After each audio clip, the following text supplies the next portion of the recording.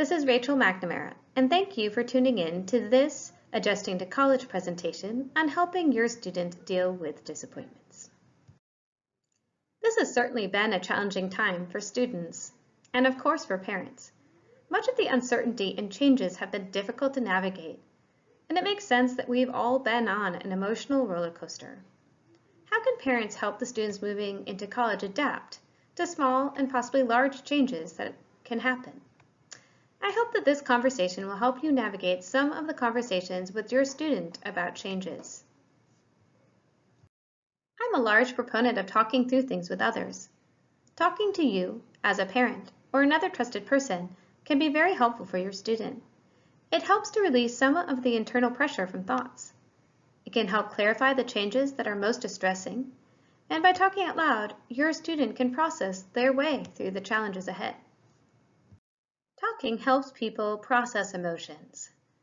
So to avoid or push down unpleasant emotions is not as powerful as acknowledging them. Allowing the student to experience the emotion and talk it through can be cathartic. We know that feeling unpleasant emotions is part of experiencing life. Our mind provides feelings as a signal to indicate that something needs attention. Acknowledging and feeling them, the feelings, is an important part of the steps to move forward. So listening is a powerful intervention, and having people take the time to just let another talk without trying to guide the conversation is a true gift. Remember, sometimes when we jump into trying to solve problems too quickly, we can inadvertently make the person feel like their feelings are wrong or that we cannot understand what they are experiencing. It is important to be able to hold space for their unpleasant feelings. This can be challenging for parents if they are also distressed or their sadness and disappointment triggers the kids are being ungrateful reflex. Remember, they are processing grief and may not be able to see the whole picture.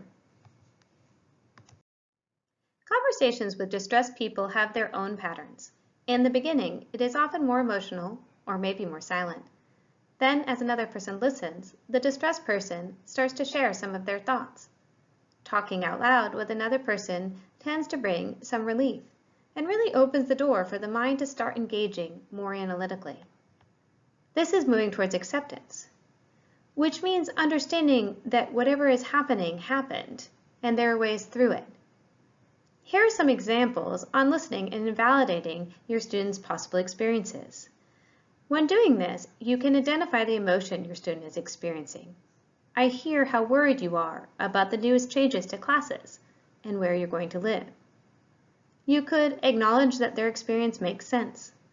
This year has been really rough and everything keeps changing.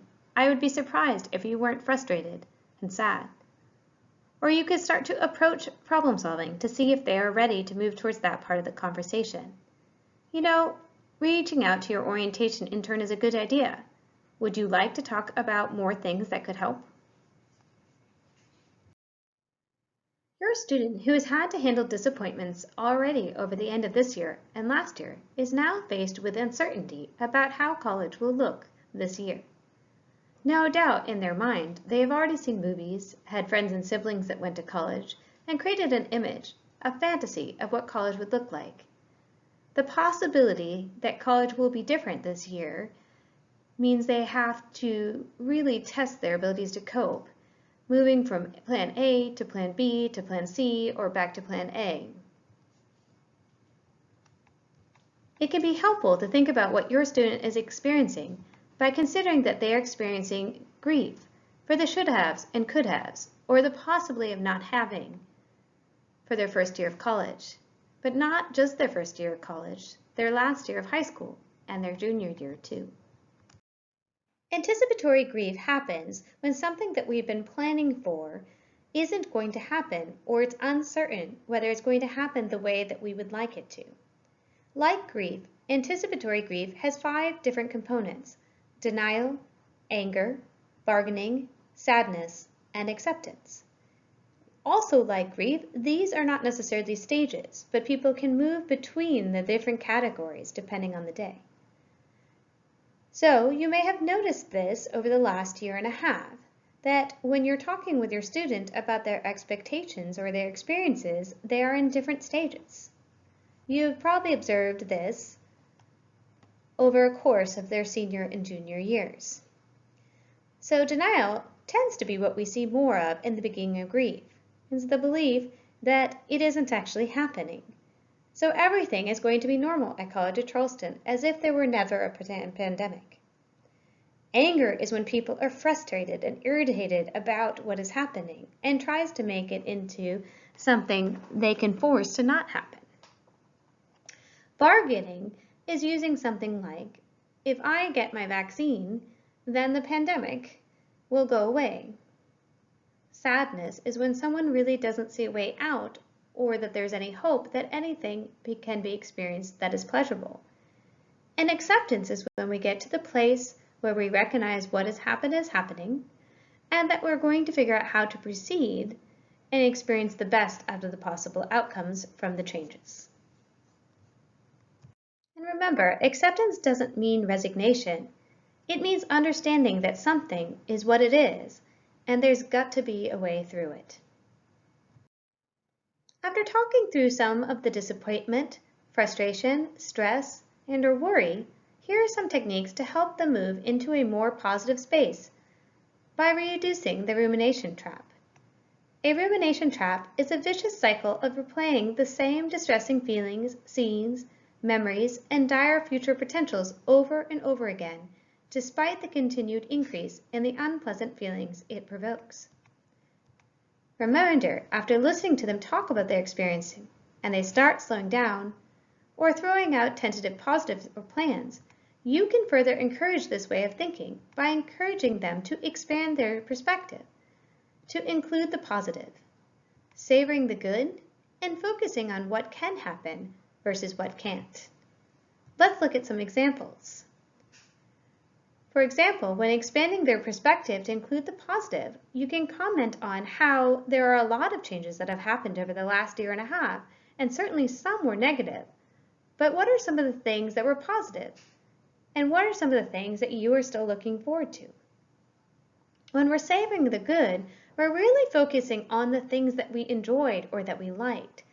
For example, what were the parts of orientation that made you excited about the fall? When we focus on what can happen versus what can't, we might say something like, what are the things to help you create more of the experience that you're looking for? If after attending school, your student is still stuck, they can use some of the resources at College of Charleston. The Counseling Center, counseling.cfc.edu, follows a solution-focused, short-term, goal-directed therapy with professional counselors. Counseling will be available through a telehealth model, and if the numbers, positivity rating, and vaccinations continue on the correct path, for in-person appointments. We also offer TAO, Therapy Assistance Online. This is available through our website, counseling.cfc.edu, and by using the CofC email that your student has received. This is a self-paced, interactive program available 24 hours a day, 7 days a week for students. It will focus on challenges that students face, like interpersonal relationships, communication, sadness, and stress and anxiety. Your student has already received an invitation to log in and try some modules for developing coping skills. They will receive invitations from the school 2 more times in the summer. They will be invited to explore their identity by completing modules on strengths and values.